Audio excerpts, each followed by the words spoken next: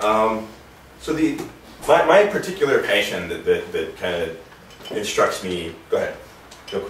Just get it. Thank you. When I think about like what kinds of startups would I like to work on, like I'm a writer, like I'm a fiction writer, and I always think like, what's a startup that like touches that space? And what I was thinking about recently is not quite like that, but how there's many semi-professional and professional bloggers, video bloggers, and podcasters in the world who are producing quite good content with very large followings. And many of these people might have an interest in moving into an e-magazine space on a tablet, like an iPad or a future tablet. And why might they want to do this? Maybe they want to write longer pieces or use a more sophisticated layout than a blog program allows. Make money? Maybe the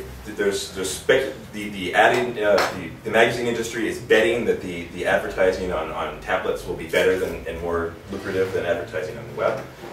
That would apply equally to a small publisher who's like a blogger. And a few of these people may actually command followings where they could sell subscriptions for their premium content, which blog software does not allow. So I was envisioning, like, okay, you take WordPress, which is the standard, the gold standard for blogging.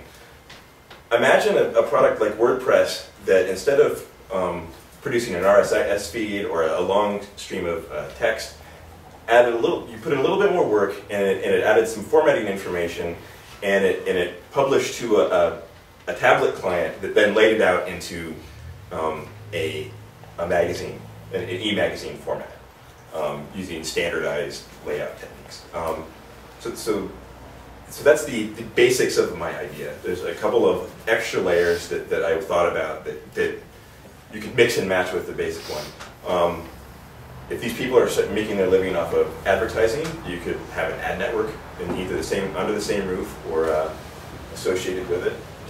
And you can even get into the editorial space. Like a lot of these semi-professionals with a little bit of investment could be producing content that would draw a much larger audience, much larger ad revenue, but they need basically a VC.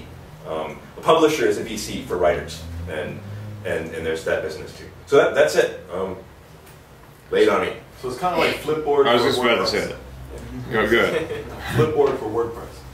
Yes, that's a very good way to put it. That Flipboard grabs content from your Facebook account or in your Facebook friends, and this would be more constrained that it's a publishing platform. It doesn't. The people creating the content determine what you see rather than it. So just to be clear, has everyone heard of Flipboard, or who? Let me say who hasn't heard of Flipboard. What's Flipboard? Okay, so Flipboard is an iPad app that basically, actually, Kevin can probably show us if he has it on there, but yeah, just told me about it. Get it now. Okay. So basically, what it is it takes your Facebook page or your Facebook account, your Twitter account, and several other sources of information, and it sort of brings it into the iPad, and it displays it in a way that's like, it's almost like a magazine format, where it's much more sort of visually and aesthetically appealing as opposed to reading like a blog post typically is. So the cool part about it is that it's just like, it's taking what the information's the same, but the appearance and the sort of how it's displayed becomes a more interesting way to, it makes the medium better. So for those of you that don't know, that's background. Basically what I'm describing is you have a client that does similar to what Flipboard does. It knows how to lay stuff out so that it looks nice, and it has some kind of pre-programmed templates basically. And the publisher is basically, I want this template, or they do a very simple layout on their end, and then it gets rendered into the layout on the iPad. Could you sell the templates, kind of like a Tumblr format? Or even WordPress premiums? That's one this is half-baked. I thought of it like... Sure. No, that's the way you're supposed to do it. Yeah. A definitely potential business model. I like the business model where you have the ad network. Okay. That you're the middleman putting the ads up. Would you use iAd, or would it be something different? I don't know. You might use iAd. You might use your own. iAd might be perfectly sufficient. Okay. Does this have to be open API structure? It does not. You might choose to do it that way, but if you decided that a more proprietary approach was more suitable for the business model, you could do it that way too. So I've got a question. I'm new to the Flipboard thing, obviously, but so Flipboard appears to pull your friend's information and lay it out very nicely for you. Sounds like what you're doing is more like you've got your content and you're pushing it out to people. Right. So it sounds like it really is pretty different. Yeah, it's not the similarities to Flipboard is superficial. This is a publishing platform that basically takes what WordPress and blogging software does for bloggers and podcasters today, and just takes it to a next level so that they can become e-magazine publishers. When you go to like mobile sites, for example, if you go to mobile version of Flipboard, I mean it's not Flipboard, WordPress, right? It formats the WordPress into that. Why can't you have like your WordPress or your Tumblr or your Posterius or whatever service you're using, and when it detects a tablet, it turns it into that? Have you seen how they render those things though? What? It's so I don't know. I mean, it's not know, fantastic. Like, it's pretty bad to be honest. Like I mean, like fantastic or even marginal would be doing it some credit. That's not due. It's not fantastic. Like the thing is, like right now, it's atrocious to be perfect. At least in my humble opinion. Like it could be a lot better, which is why I think this is cool. Yeah, I think what Flipboard shows is that you don't have to do a lot of work to get an actual professional looking layout that looks like a magazine. There's an app called, or a company called App Maker, and they do something very similar for iPhone apps. So you're a content provider, you use their free platform, and they'll make an iPhone app for you, they'll run it through iTunes for you. So very similar. Again, if you want to know those guys, let me know. But I think you might want to consider, I like your notion of honing in on the fiction, a specific subset of people, because then you can differentiate yourselves from these guys who are just trying to get add-on, they're app developers, and they'll give you a free app, but they'll help you customize.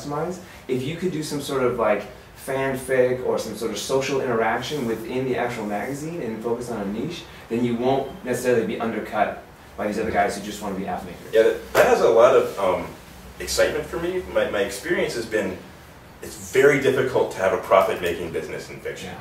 But like all the magazines are going out of business, and the most successful ones are basically labors of love. Are they charging? I mean, my understanding is that I'm not an expert by any means, but my understanding was that they were starting to charge more for the app, and then like particularly now that at least within the sort of iOS platform where they allow you to sort of have the in-app purchase, where they're now charging for, each subsequent magazine you want to buy or each chapter or something like that, where there's like a sort of it's actually additional revenue. Sorted out that Apple is kind of screwing over the magazine publishers and not allowing them to sell in-app subscriptions. You have to buy each one separately, and that's something that we need to get sorted out before this business could kind of really know what was up. Okay. Well, there are other tablets coming in, so even if Apple screws you. Yeah, the playbook came out. Anyone see the playbook? It looks pretty cool, actually. The BlackBerry one? It's an Android tablet. Oh, really? Shiny. Yeah. So Pan Digital, which makes like frames. The Flip, right? Huh? The Flip, or no, Pan Digital, yeah. Pan Digital makes like frames, like digital frames. They came out with a tablet, so you could hack it to turn it into an actual Android tablet. So that's what I'm doing. So it's 7 inches. So this is how big the HP tablet will be, by the way, and the Galaxy. So it's, my opinion, a little bit better than that big monstrosity. I'm just places to touch.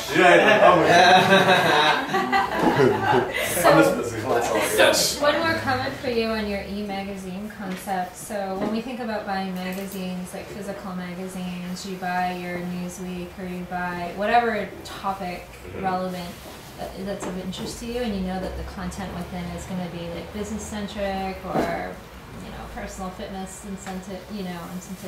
So with your gallery of content and pushing it through this client, are you going to do any parsing this sort based on topic relevance? So that somebody who's looking at an app on their phone can figure out like, oh, I'm interested in this. I was thinking of two different models, which are not mutually exclusive. You could do both. One is in which the content providers, the bloggers, so to speak, produce their own app, but maybe it's with a template that we provide. Oh, I'm done. You can finish the thought, but we got to ask for that.